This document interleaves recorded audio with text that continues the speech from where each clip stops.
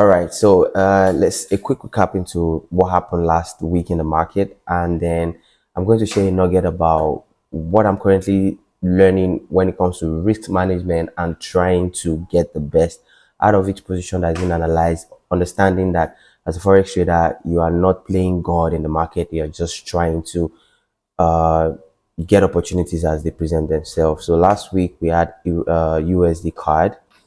I set a stop limit before the market dropped, and NFP took it all down here, gave us some nice 65 pips before it retraced.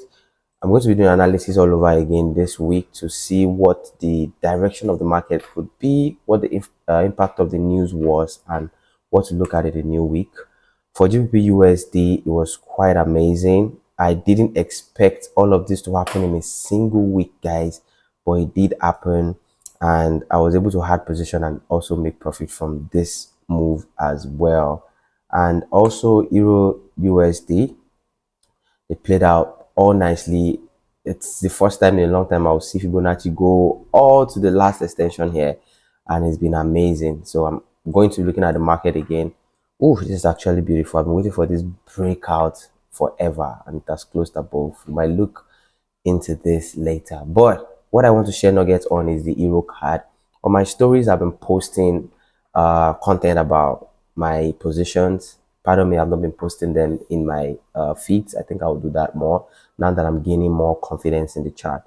I was expecting to have a buy, but I was stopped out like twice, so I didn't even look at this pair until this afternoon when I wanted to sit down to look at what the week holds. And here is the nugget.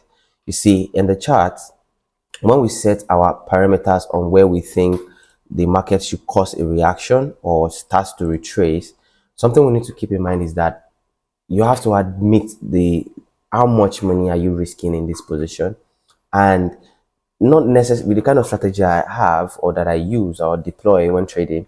It's not necessarily I now change my bias to start selling when the market is still buying, right?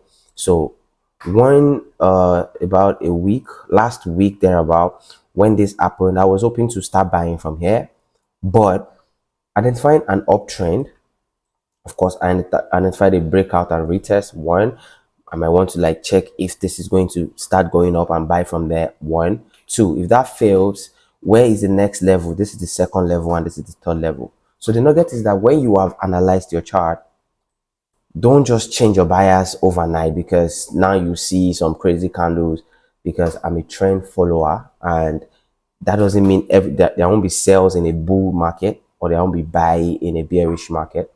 But if I'm going to stick with my bias, I'm willing to risk, and when it takes me out, I'm not going to revenge trade to start looking for positions that are not there. Otherwise, but rather I'm going to wait for the next areas to form up before I take my trades. But because I saw opportunities on other pairs, I even forgot about this whole setup, and this did nice. Woo, 200 pips, bro. Beautiful. I hope you have a wonderful trading week this week. I'll see you on the next one.